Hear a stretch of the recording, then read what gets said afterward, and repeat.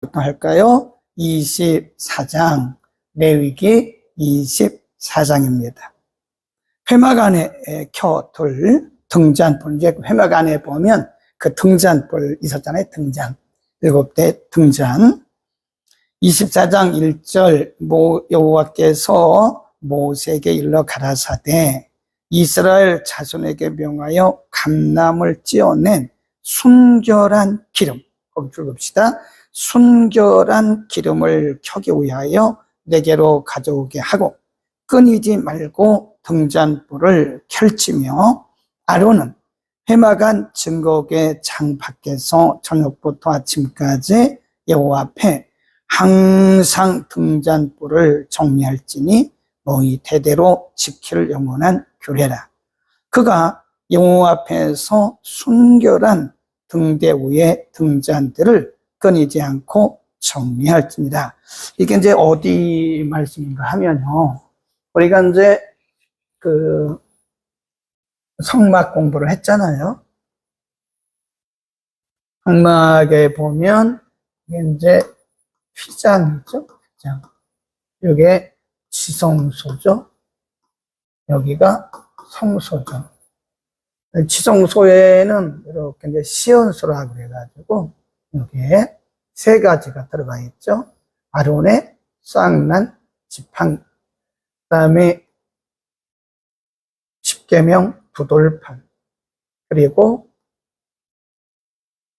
만나를 담은 만나 항아리. 이것은 이제 이스라엘 백성들로 하여금 하나님의 은혜, 하나님께서 어떻게 그들을 축복하셨는가를 기억하게 하기 위해서 이 지성소에, 여기를 이제 다르게 말하면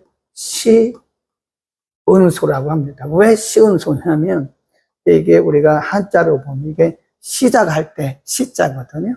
그리고 은자는 이게 은의 은자입니다. 소자는 장소할 때 시은소. 하나님의 은혜가 임하는 곳. 그래서 하나님의 임재, 하나님의 임재가 있는 곳이다. 그래서 여기를 시온소라고 얘기를 하죠. 그리고 나서 이제 우리가 이제 여기 밖에 있고요. 이렇게 보면 롯데아가 있고 번제단, 이건 밖에 있는 겁니다. 이거 밖에. 그다음에 롯데아. 그리고 이제 요 안에 들어가면 이렇게 또 떡상이 있고, 여기에 이렇게 보면 7개의 그 등대, 순금 등대가 여기는 분향단이라고 그러죠. 향불을 피우는 곳, 분향단. 여기는 떡상. 여기는 뭐라 그러죠? 예. 이렇게 이제 여기 공부했죠. 이렇게 돼가지고 이렇게 되는 금초대가 있죠. 그래서 여기를 분향단, 그 다음에 등대, 순금 등대.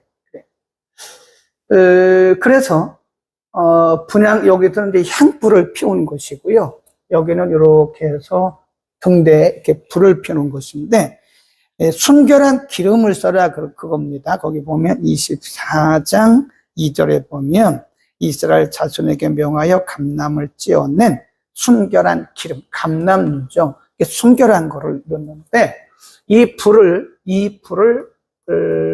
등잔처럼 생겼어요. 이렇게 등잔. 여기에 이제 감람유를 채우는 거죠.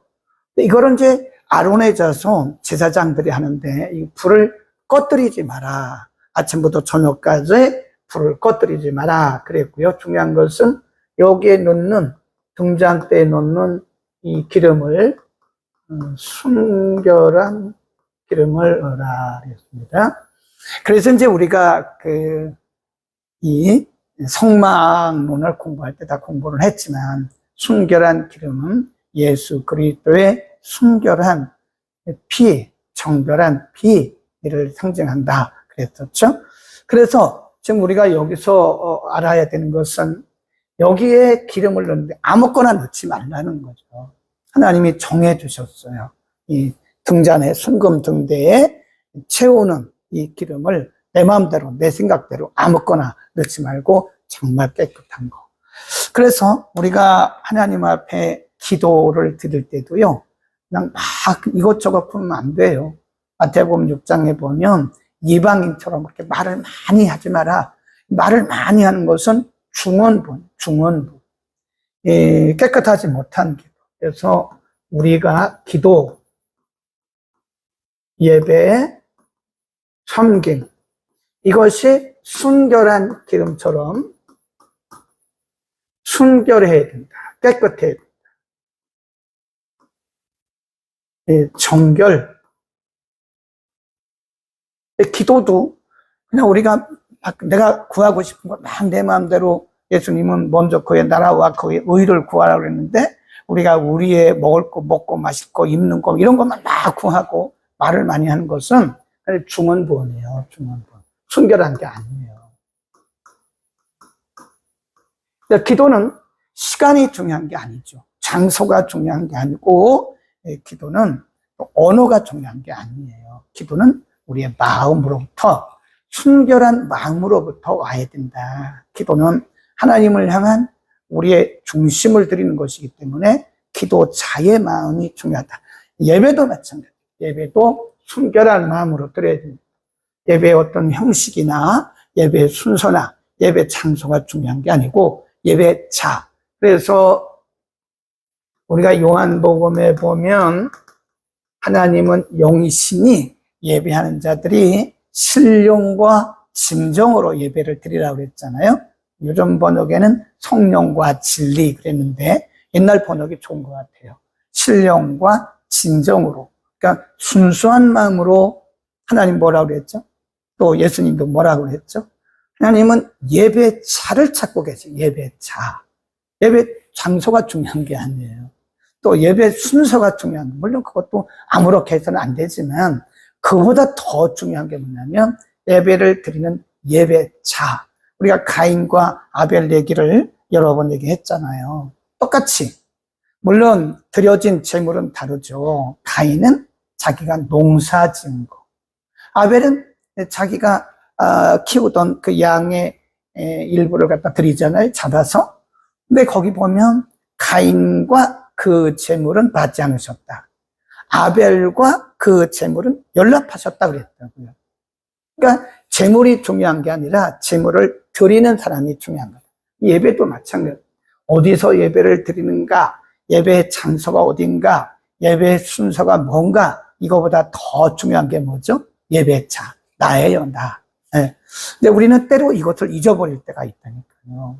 어떤 분위기에 심취돼가지고, 네. 그러면 안 돼. 내가 하나님 앞에 들어야 돼. 섬김도 마찬가지. 섬김도요, 이게 순결해야 됩니다.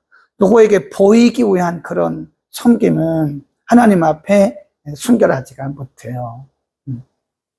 그래도 내가 중직자인데 이거 해야지. 그것보다 더 중요한 것이 우리의 순결, 우리의 중심입니다. 그래서 하나님께서 우리에게 보시는 것은 우리가 얼만큼 많은 것을 했느냐 그거보다도 하나님께 우리 얼만큼 중심을 드렸느냐 이게 중요한 거죠. 중심을 들여서 순결하게. 어쩌면 우리가 많은 일을 해도 우리의 중심이 순결하지 못하다면 어쩌면 그것은 하나님께로부터 멀어지지 않을까 그런 생각을 합니다. 좀 넘어갑니다. 좀 빠른 속도로 하겠습니다. 그래서 순결한 그 감람류, 순결하게 찌어낸 것을 가지고 등불을 켜라. 그럴 때는 이런 거 기도라든지 예배라든지 섬김은 언제나 하나님 앞에 드려지는 것은 순결해야 된다. 쭉 내려갑니다. 그 다음에 24장 15절로 갑니다. 너는 이스라엘 자손에게 고하여 이르라. 누구든지 하나님을 저주하면 죄를 당할 것이요 여호와의 이름을 회방하면 그를 반드시 죽일지니, 죽일지니 온 회종이 돌로 그를 칠 것이라. 외국인이든지 본토인이든지 여호와의 이름을 회방하면 그를 죽여라. 우리가 그 십계명에 보면요, 사실은 이제 이런 규례들은요, 십계명을 다 풀은 거예요. 십계명을 풀어 더 구체적으로 말씀한 거거든요. 여호와 내 하나님의 이름을 망령되이 일컫지 말라 그랬어요. 망령되이 일컫지 말라. 뭐를요? 하나님의 이름. 야훼의 이름을 망령되이 일컫지 마라. 그래서 하나님의 이름은 하나님의 인격. 예. 히브리 사람들은, 이스라엘 사람들은요, 사람의 이름을 굉장히 중요시 여깁니다. 그래서 그 이름마다 다 뜻이 있어요. 뜻이. 예. 아브라함. 또 사라. 이삭. 그 이름마다 히브리 사람들은 이름에 다 그 뜻이 있습니다. 모세. 이렇게. 그래서 이름은 그 사람의 인격과 같은 것이다. 그런 거죠. 네. 하나님의 이름은 하나님의 거룩을 포함하고 있죠. 하나님의 거룩성. 하나님의 거룩함을 포함하고 있는 것이 하나님의 이름이다. 그래서 우리가 창세기부터 쭉 보면요, 히브리 성경에 보면 하나님의 이름이 다 다르게 나와요. 근데 대표적인 하나님의 이름이 뭐냐면 야훼입니다. 야훼. 옛날 우리 번역에는 이거를 이제 여호와라고 번역을 했죠. 여호와란 말이 야훼란 뜻이에요. 야훼. 이렇게. 야훼. 근데 원래 여기에 이제 모음이 들어가야 되는데 히브리 사람들은 여기다 모음을 안 붙여요. 이게 야훼입니다. 그리고 뭐 엘로힘이라든지 엘샤다이라든지 아도나이라든지 하나님의 이름이 쭉 창세기, 출애굽기, 레위기, 민수기, 모세오경은 주로 엘로힘으로 나와요. 그리고 그 이후부터는 이제 다른 이름이 주로 나옵니다. 그래서 전체적으로 하나님의 이름이 뭐냐? 야훼. 창세기부터 말라기까지 중간중간 하나님을 말씀할 때 쓰여지는 이름은 여호와, 야훼입니다. 그래서 이 야훼 이름을, 여호와의 이름을 망령되이 일컫는 자는 다 죽이라는 거예요. 돌로 쳐 죽이라는 거예요. 많은 백성들이 보는 앞에서 공개적으로 처형을 하는 거예요. 왜 그렇죠? 하나님의 거룩성을 더럽혔기 때문에 그래요. 하나님의 거룩성. 하나님의 이름은 하나님의 거룩성이거든요. 그래서 하나님의 거룩성을 망령되게, 욕되게 했다. 이런 사람들은 죽여라. 그랬습니다.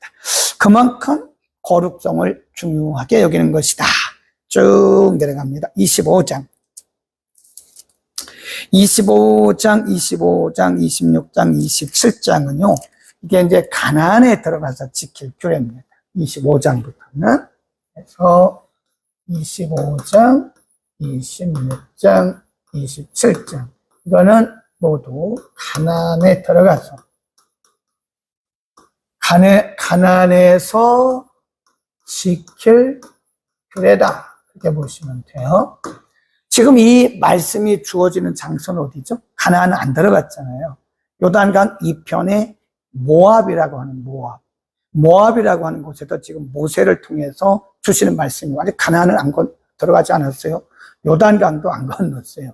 요단강 건너서 가나안에 들어가서 정착할 때 어떻게 해야 되느냐? 하나님의 거룩한 백성으로 이들이 해야 할 일이 뭐냐?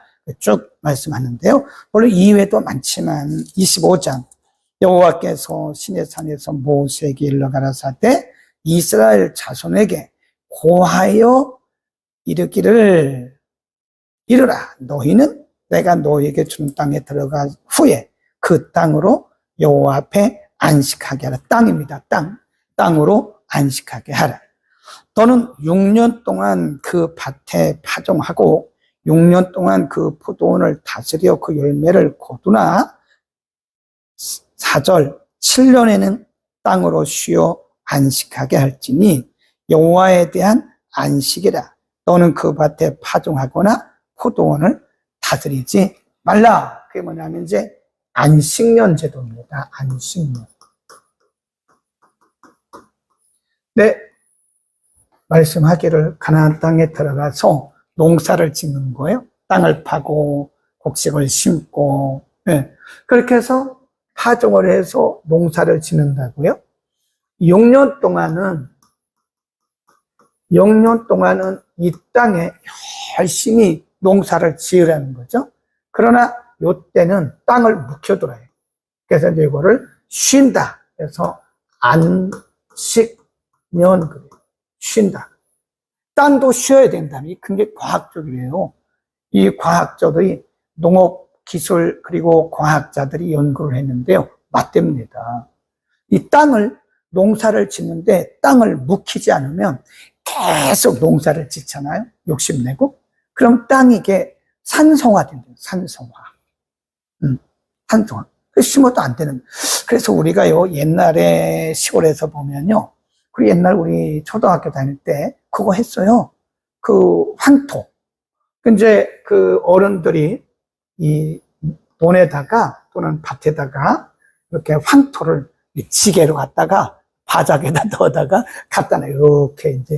이렇게 갖다 놔요. 그러면 우리 그 학생들이 가가지고, 어린애들이죠. 뭐 가가지고 이거를 바가지로 파가지고 막 뿌려. 논에다가 막 뿌려요. 근데 우리 그걸 왜 그렇게 하는지 몰랐거든요. 사실 그때 농민들도 우리 할아버지, 아버지 세대들도 왜 그렇게 잘 몰랐다고요. 그냥 그때부터 조상들이 그렇게 왔으니까 했던 거예요. 근데 이 과학기술적으로 보니까요, 이게 맞는 거예요. 산성화되면 이 땅들이 다 폐허가 돼가지고 안 된다는. 그래서 여기다 이렇게 황토를 뿌림으로써 이 알칼리성화 한다는 거예요. 그래서 농사가 다 잘 된다는 거죠. 굉장히 과학적이에요. 그러니까 이 성경의 말씀도 이스라엘 백성들에게 어떻게 보면 6년 동안 이렇게 농사를 짓고 1년을 쉬면 뭐 먹고 사나 이렇게 말할지 모르지만 사실은 하나님께서 그렇게 함으로써 땅도 쉼으로써 더 어떡하죠? 더 실한, 더 알찬, 그런 더 풍성한 그런 곡식들을 거둘 수 있게 하는 하나님의 명령이었다. 네. 안식일도 마찬가지고 안식년도 마찬가지다. 그래서 땅을 쉬게 하라. 그건 여호와의 안식일이다. 그 다음에 5절 계속해서 읽습니다. 너의 곡물에 스스로 난 것을 거두지 마. 그때는 그 거두면 안 돼요. 뿌려서도 안 되고 거둬서도 안 되는 거예요. 그 다음에 다스리지 아니할 포도나무의 열매를 거두지 말라. 이는 땅의 안식년이라. 안식년의 소출은 너희의 먹을 것이 아니고 너와 내 남종과 내 여종과 내 품꾼과 너와 함께 거하는 객, 내 육축과 내 땅에 있는 들짐승들이 다 그 소산으로 식물을 삼으라. 백성들은 먹으면 안 돼요. 이렇게 묵혀둔 땅에서 이제 자동적으로 자라잖아요. 뿌린 거 아니에요? 뿌리지도 말라고 그랬고 거두지도 말라고 그랬단 말이에요. 그러니까 여기서 그냥 자연적으로 자라는 그런 것들은 먹지 마라. 너희는 먹지 말고 남종과 여종과 그리고 고아나 과부나 이런 나그네들에게 와서 마음껏 먹도록 하라. 그런 거죠. 그러니까 여기에 보면 과학적인 것도 있지만 이런 내용들을 보면 하나님의 자비와 하나님의 긍휼의 정신이 여기 들어있는 거죠. 그냥 단순히 땅을 묵히는 게 그게 목적이 아니고 그게 의도가 아니고 이렇게 6년 동안 너희가 실컷 먹고 나머지 1년 동안은 이렇게 남종이나 여종이나 이 사람들은 사실 자기의 소유가 없죠. 그냥 주인만을 위해서 6년 동안 열심히 일한 사람들이죠. 이 사람들이 1년 동안 마음껏 먹도록 이렇게 해라. 고아 과부 그리고 나그네와 같이 사회적 약자들에게 섬기는 그 안식년의 궁극적인 의도는 하나님께서 이런 거 하나님의 자비와 긍휼이고요. 또 한 가지는 하나님의 백성들의 뭐랄까요? 규례? 하나님의 백성들로서 지켜야 할 하나님이 실천하도록 그들에게 주신 규례다. 이렇게 보시는 겁니다. 자, 넘어갑니다. 8절. 너는 7 안식년을 계수할지니 이는 7년이 7번인 즉 안식년 7번 동안 곧 49년이라 7월 10일은 속죄일이니 너는 나팔 소리를 내되 전국에서 나팔을 크게 불어 제 50년을 거룩하게 하여 전국 거민에게 겁줄급시다. 자유입니다. 희년이는 그게 기쁠 이자거든요. 그래서 자유를 공포하라. 공포하라. 자유를 공포하라.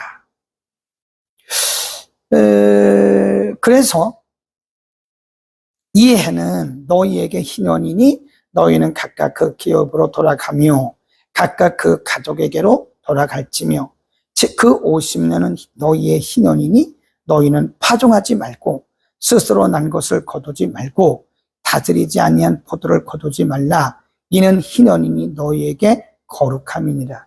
너희가 밭의 소산을 먹어라 했어요. 이걸 우리가 보통 주빌리 그럽니다. 그러니까 안식년이 보면 우리가 이제 6일이 지나고 7번째 날을 뭐라 그러죠? 안식일 잖아요. 그 다음에 6년이 지나요. 6년이 지나고 7년째 되는 해를 뭐라 그러죠? 안식년. 그 다음에 안식년이 7번 지나요. 하나, 둘, 셋, 넷, 다섯, 여섯, 그리고 여기. 49년이 지나죠? 그러니까 여기 보세요. 7, 그러니까 7, 49잖아요. 그리고 여기 50년째 되는 해. 50년째 되는 해. 이때를 희년이라 한다. 희년. 이걸 이제 영어로 주빌리 그래요. 주빌리. 이게 이제 자유라고 하는 뜻이죠. 주빌리라고 하는 것은 자유. 그래서 예를 들어서 이제 어떤 노예가 어떤 집에 가서 계속 여기서 섬겼어요. 근데 희년이 되면 이 사람들을 다 해방시켜야 돼요. 또 어떤 사람이 빚을 졌어요. 빚을 졌습니다. 희년이 되면 빚을 다 없는 거로 탕감해요. 완전 탕감이에요. 네. 그래서 이렇게 노예도 해방하고 빚진 자도 해방하고 뭐 그때 교도소 제도는 없었지만 예를 들어 죄 때문에 이렇게 얽매인 자 그런 사람들도 해방하고 그래서 이 희년이라고 하는 것은 이 자유를 주는 거. 어떻게 보면 하나님께서 다시 기회를 주신 기회. 예를 들어 생각해 보자고요. 노예가 뭐 노예로 태어나고 싶어서 노예가 된 건 아니잖아요. 근데 노예는 태어나면 또 노예예요, 노예. 네, 그들의 이름도 없죠. 인격도 없죠. 소유도 없어요. 그러니까 그 당시에 노예는 짐승처럼 사고 팔고 선물로 주는 거. 추석 선물로. 뭐 예를 들어서 6월절 선물로 노예 2사람을 주고 또 맥주를 선물로 노예 1사람 주고 그런 데 한다니까요. 노예를 사람처럼 취급하지 않았다고요. 근데 예를 들어서 하나님의 형상대로 지음받은 사람인데 그 당시 그렇게 노예로 살다가 계속 노예로 살아봐요. 그럼 이 사람들은 평생 노예예요, 노예. 근데 하나님 그걸 원치 않으신다는 거죠. 해방시키라는 거예요, 해방시켜서 그 사람들에게도 인간의 자유를 하나님의 형상대로 지음받은 자로서 인간의 그 인권, human right, 인간의 인권, 권리를 그들에게도 보장하라는 거예요. 네.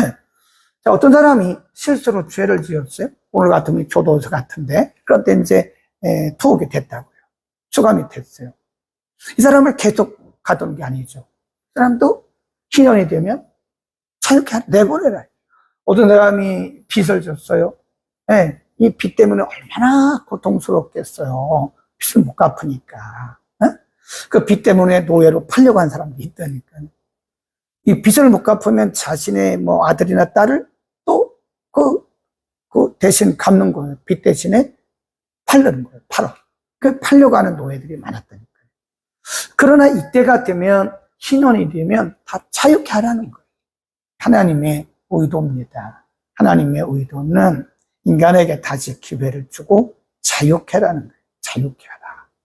하나님의 의도는 그겁니다. 인간에. 그 보통 우리가 성경적으로 말하면요. 그렇게 말해요.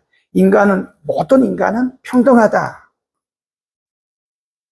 왜 그러죠? 하나님의 형상.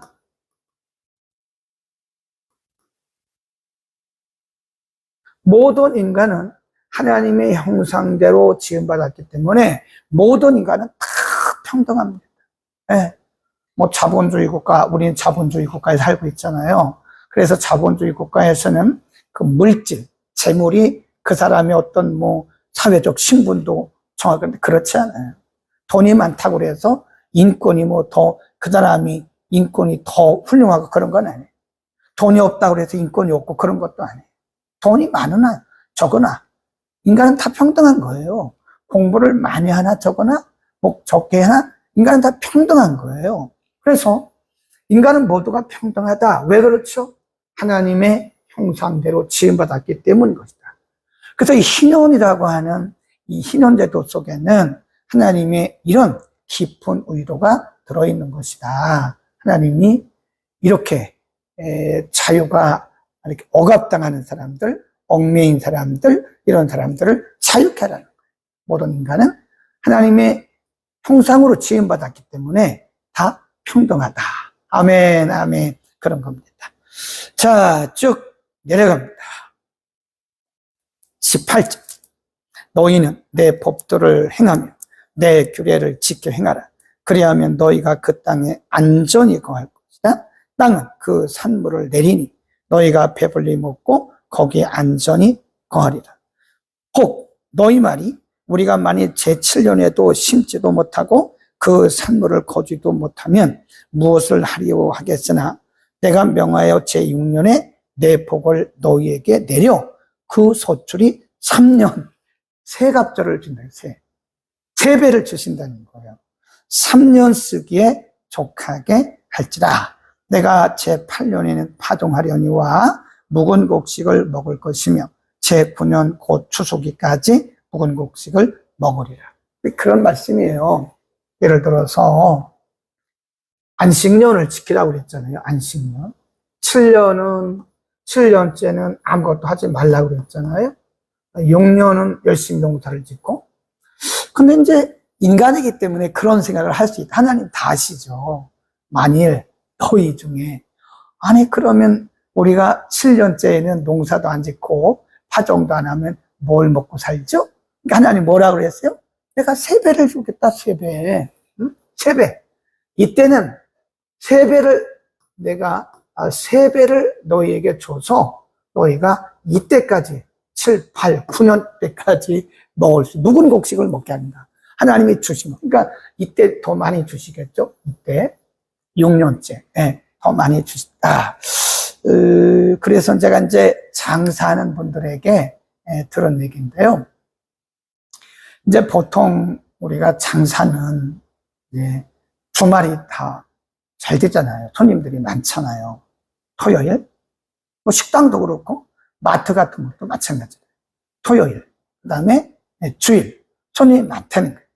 근데 어떤 집사님이 아니 주일날 손님이 많은데 주일날 문을 닫으면 어떡하냐. 근데 갈등이 왔대요. 갈등. 아 그래도 주일날 문을 닫으라고 그랬으니까 일을 하지 말라고 그랬으니까 주일날 한번 문을 닫아보자.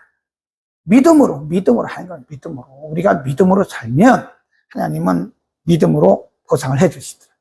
그래서 집사님이 토요일 날까지 열심히 장사를 하고 주일날 문 닫았대요. 근데 처음에는 좀 떨어지는 듯 하더래요. 매출이. 아무래도 떨어지는 듯 하죠. 그래도 마음이 흔들리지 않았대요. 잘못하면 흔들릴 수 있거든요. 토요일 날 하고 주일 날 하니까 월요일 날 이제 매출이 더 많아야 되고 아니면 이 토요일 날 매출이 더 많아야 되는데 처음에는 토요일 날은 그런 대로 되는데 월요일 날이 그 대신 어떻게 2배가 돼야 될 거 아니에요. 이론적으로 말하면. 그러니까 매출이 좀 떨어지는 듯 해가지고 마음이 좀 흔들렸는데 흔들리지 않고 계속 주일날 쉬고 했더니요. 토요일날 보통 날의 매출보다 거의 배가 되고요. 그 다음에 월요일날 보통 날의 매출보다 배가 됐다고 그러더라고요. 여기도 그랬잖아요. 하나님이 3배를 주시겠다 그랬잖아요. 근데 사실은 하나님께서 우리에게 뭐 그렇게 하시지 않아도 뭐 2배, 3배 안 주셔도 우리는 말씀대로 살아야 돼요. 그런데 하나님은 말씀대로 사는 자들에게는 이렇게 보상을 해주신다. 아멘, 아멘. 자, 밑으로 또 내려갑니다. 35절, 35절. 25장 35절. 내 동족이 비난하게 되어, 가난하게 되어 그 말이죠. 가난하게 되어 빈손으로 곁에 있거든 너는 그를 도와 개개나 무고하는 자처럼 너와 함께 생활하게 하라. 너는 그에게 이식을 취하지 마라. 이자를 취하지 말고 내 하나님을 경외하여 내 형제로 너와 함께 생활하게 할 것인지 너는 그에게 이식을 취하여 돈을 꾸이지 말고 이익을 위하여 식물을 구하지 말라. 너는 너희 하나님이 되려고 나는 너희 하나님이 되려고 또는 가나안 땅으로 너희에게 주려고 애굽 땅에서 너희를 인도하여 낸 내 하나님 여호와다. 그랬습니다. 그러니까 그 무슨 얘기냐면요. 너희가 가나안 땅에 들어가 사는 거예요. 가나안 땅에 들어가 사는데 자기는 이렇게 집을 짓고 어쨌든 자녀들하고 잘 살고 있어요. 근데 그 옆에 어려운 사람들이 있는 거예요. 가난한 사람들이. 그러면 못 본 채 하지 말라요. 가난한 사람들 못 본 채 하고 또 이 사람들이 뭘 달라고 그러면 빌려달라고 그러면 거절하지 말고 어떤 대가를 바라지 말고 그냥 주라는 거예요. 혹시 이 사람들이 돈을 빌려달라고 그러면 이자를 받지 말고 그냥 빌려주라는 거예요. 이자를 받지 말고 그냥 빌려주라. 그게 뭐냐면 하나님의 긍휼과 자비를 베풀어라. 하나님의 의도는 그거거든요. 우리 모두가 다 하나님의 은혜 가운데 살고 있기 때문에 하나님의 은혜로 살고 있는 우리들은 당연히 그 하나님의 은혜를 뭐 해야 돼요? 흘려보내요. 그건 내 거 아니잖아요. 그 내 거인 것처럼 막 움켜쥐면 하나님이 싫어하세요. 내 거 아니잖아요. 하나님이 우리에게 맡기신 거잖아요. 하나님이 우리에게 맡기신 거기 때문에 그거를 이렇게 흘려보내는 것이 하나님이 기뻐하시는 삶이다. 넘어갑니다. 26장. 자, 12시 9분이기 때문에요. 20분까지만 해도 될 것 같아요. 26장 1절. 너희는 자기를 위하여, 너를 위하여 우상을 만들지 말지니 목장이나 조상을 세우지 말며 너희 땅에 조악한 석상을 세우고 그에게 경배하지 말라. 나는 너희 하나님 여호와라. 안식일을 지켜 나의 성소를 공경하라. 그 다음에 여기서부터는 이제 쭉 내려가는 말씀이요. 그 출애굽기에 있는 말씀과 비슷해요. 출애굽기. 그리고 신명기 말씀과도 비슷해요. 특별히 우리가 이제 신명기 28장에 보면 1절부터 14절까지는 하나님의 말씀을 잘 지켜서 순종했을 때 하나님이 어떤 복을 주시느냐에서 말씀하고요. 그 다음에 15절에 보면 그러나라고 시작해요. 그러나 너희가 만일 내가 너희에게 준 계명을 지키지 아니하면 너희에게는 이런 저주가 있을 것이다. 그렇게 아주 굉장히 구체적으로 상세하게 말씀을 합니다. 거기에 일부라 보시면 돼요. 26장 3절. 너희가 나의 규례와 계명을 준행하면 내가 너희 비를 그 시후에, 그 말은 때에 따라서 주리니 땅은 그 산물을 내고 밭의 수목은 열매를 맺을 것이다.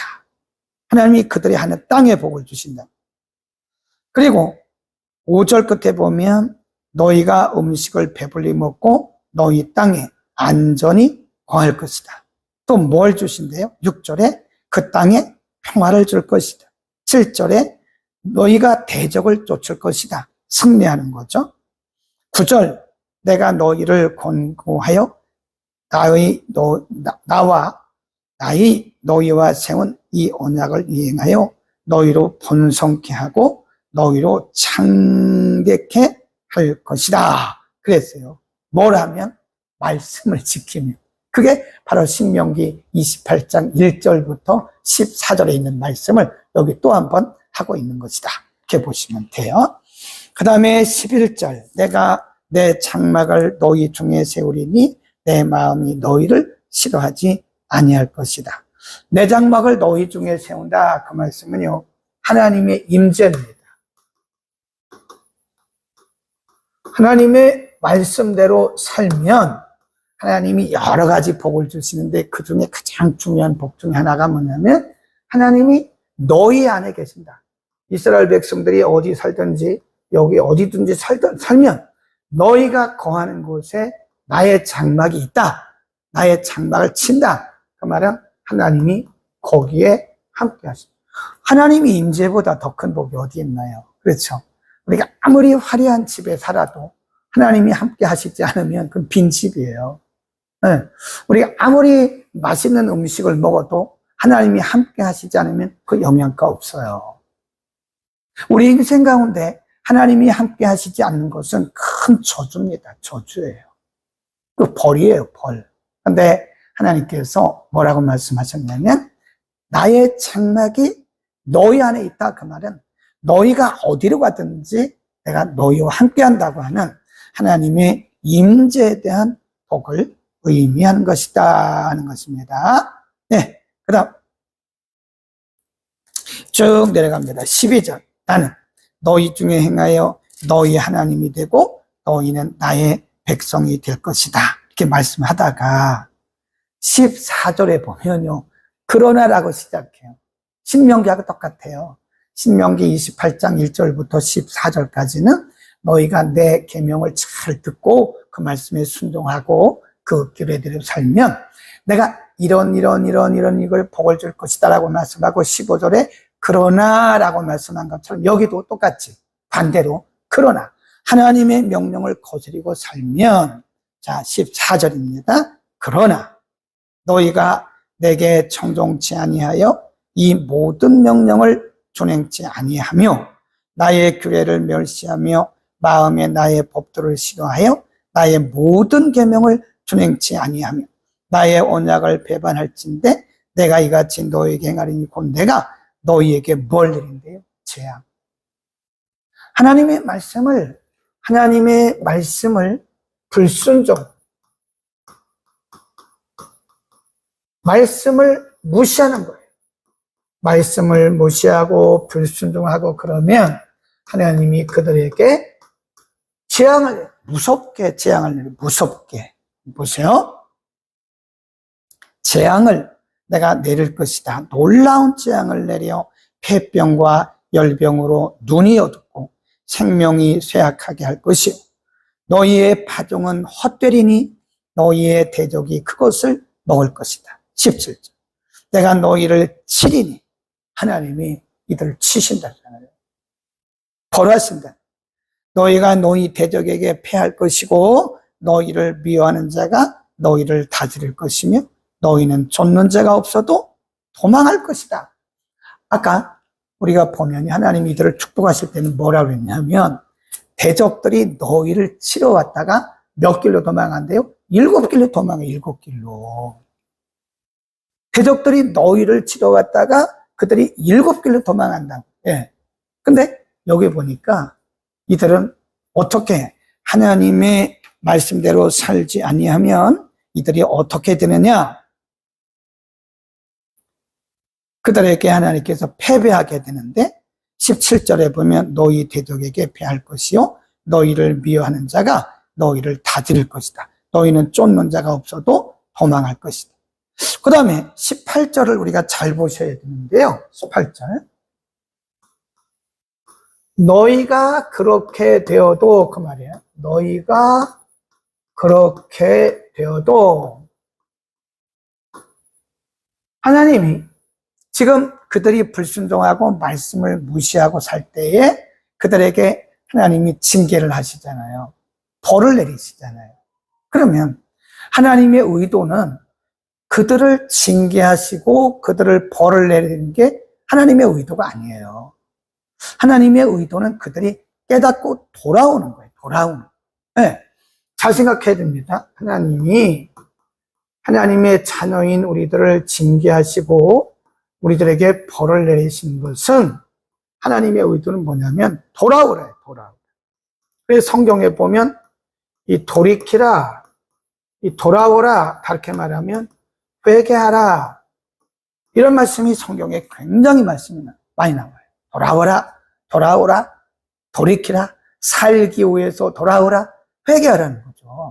하나님께서 이스라엘 백성들에게 이렇게 벌을 내려서 농사도 안 되게 하고 그들이 그냥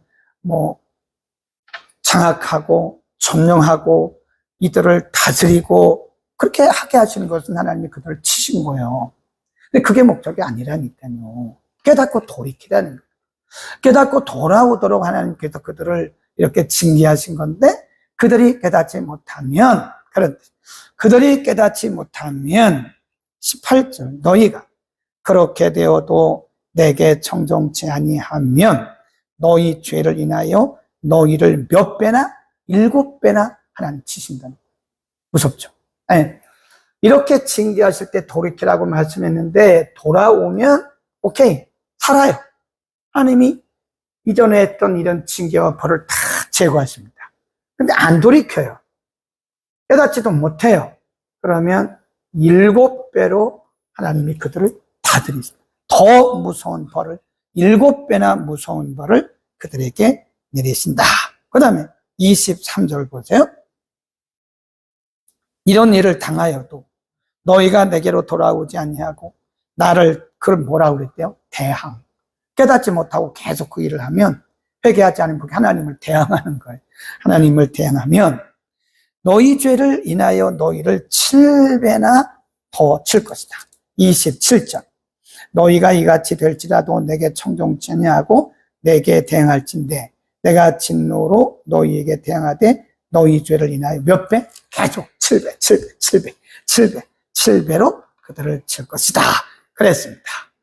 자, 43절, 26장 43절. 그들이 나의 법도를 싫어하며 나의 규례를 멸시하였으므로 그 땅을 떠나서 사람이 없을 때에 땅이 황폐하여 안식을 누릴 것이요 그들은 자기 죄악으로 형벌을 순히 받을 것이다. 그러니까 하나님의 형벌을 계속 받는다. 그런 말씀입니다. 자, 마지막 장 27장입니다. 소원에 대한 말씀이에요. 1절 여호와께서 모세에게 일러 가라사대 2절 이스라엘 자손에게 고하여 이르라 사람을 여호와께 드리기로 소원하였으면 너는 그 값을 정할지니 너의 정한 값은 20세로 60세까지는 남자이면 성소의 세겔로 이렇게 하라. 9절 사람이 예물로 첫 번째는 사람으로 소원했을 때는 이렇게 하라. 9절 예물로 여호와께 드리는 것이 생축이면 소원물로 여호와께 드릴 때는 다 거룩하니 이렇게 하라 그랬고, 그러니까 첫째는 사람으로 소원했을 때, 둘째는 예물로 소원했을 때, 셋째는 집으로, 거기 보세요. 집으로 14절 집으로 자기 집을 구별하여 여호와께 드리려면 제사장이 그 우열간에 정가할지니 그 값이 제사장의 정한 대로 될 것이다. 그 다음에 16절 기업, 그 기업은 유산입니다. 유산. 부모에게 받은 땅이나 유산을 하나님께 드리기로 서원했으면 그러면 이렇게 해서 드려라 그런 것입니다. 서원은 반드시 갚으라. 그 다음에 생축 이런 겁니다. 그래서 여기서 말씀하는 것은 서원이라고 하는 것은 하나님께 대한 약속이잖아요, 약속. 근데 약속인데, 이 약속은 하나님이 약속해라, 서원해라, 그렇게 말씀하지 않으셨어요. 어디라도. 이게 무슨 약속이냐면,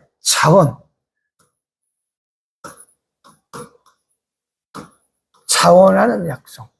하나님께 자원하는 약속. 그게 서원이에요. 하나님, 제가 제 아들을 드리겠습니다. 아니면, 하나님, 제가 저를 드리겠습니다. 저를. 또는, 하나님, 제가 예물로, 짐승이나 이런 예물로 드리겠습니다. 하나님, 제가 집으로 드리겠습니다. 아니면, 하나님, 제가 조상에게 받은 그 땅으로 드리겠습니다. 이렇게 하나님 앞에 자원해서 서원을 했으면, 약속을 했으면 뭐라고요? 반드시 지켜라.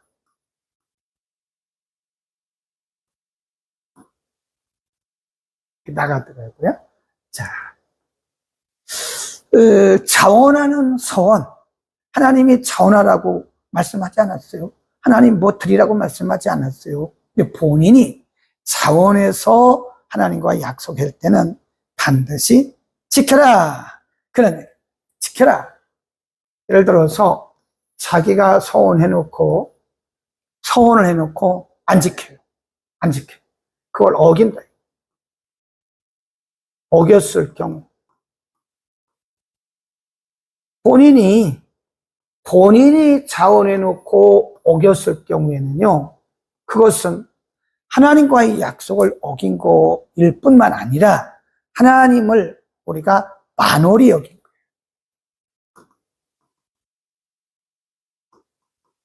만홀히. 하나님을 만홀히 여긴 거예요. 그게. 응? 우리가 사람과의 약속은, 물론 사람과의 약속도 어기면 안 됩니다. 사람과의 약속도요, 지켜야 돼요. 응? 내가 이렇게 할게요. 이렇게 드릴게요. 했으면 지켜야죠. 사람과의 약속도 지켜야 그게 사람들과의 신뢰, 신의가 있는 거죠. 근데 그걸 어긴다. 그런 거는 익스큐스가 이해가 될 수는 있어요. 서로 합의하면 이해가 될 수는 있어요. 근데 하나님과의 서원은 하나님과의 서원입니다. 서원. 하나님과의 서원은 그것을 어겼을 경우는 하나님의 이름을 만홀히 여기는, 하나님을 만홀히 여기는 거기 때문에 성경은 하나님께 서원했으면 반드시 갚으라. 아니면 하나님이 그 생명을 취하신다고까지 말씀하셨어요. 그러면 서원은 귀한 것이다. 자, 마지막 27장 28절. 오직 여호와께 아주 바친 그 물건은 사람이든지 생축이든지 기업에 바치든지 팔지도 못하고 속하지도 못하느니 바친 것은 다 여호와께 속한 것이다. 지극히 거룩한 것이다. 아주 바친 그 사람은 다시 속하지 못하느니 반드시 죽여라. 그랬습니다. 하나님께 속한 것이라는 거죠. 그걸 함부로 내 마음대로 할 수가 없다. 그런데 땅의 10분의 1 곧 땅의 곡식이나 나무의 과실이나 그 10분의 1은 여호와의 것이니 여호와께 성물이라. 사람이 그 10분의 1을 속하려면 그에게 5분의 1을 더할 것이요. 소나 양의 10분의 1을 막대기 아래로 통과하는 것은 열째마다 여호와의 거룩한 것이 되리니 그 우열을 바꾸지 말라는. 교개하거나 바꾸나 하지 말라. 바꾸면 둘 다 거룩하리니 속하지 못하리라. 근데 이제 우리가 그거를 이제 우리식으로 뭐라고 한다면, 예를 들어서 하나님 앞에, 하나님, 자원하고 누가 뭐 시킨 게 아니잖아요. 하나님, 제가 이거를 드리겠습니다. 라고 하나님께 약속을 했어요. 그러니까 조금 시간이 지나고 나서 생각하니까, 이거 아까운 거예요, 아까워. 내가 괜히 성원을 했나? 아까운 거예요. 그러니까 뭐라 그러냐면, 계란말은, 하나님, 제가 이거 대신에 이걸 드리겠습니다, 이거를. 이게 아까우니까, 이걸 바꿔서 드립니다, 바꿔서. 하나님, 바꿔서 드리겠습니다. 그러지 말라는 거예요. 네? 그러지 말라는 거죠.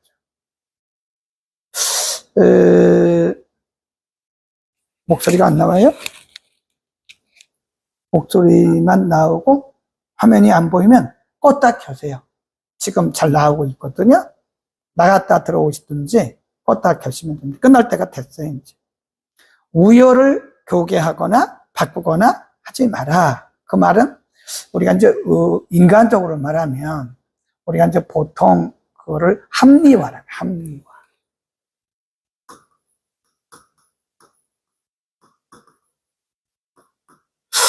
우리가 합리화할 때가 많아요. 아유, 하나님, 제가요, 이래서 그랬으니까, 용서해 주십시오.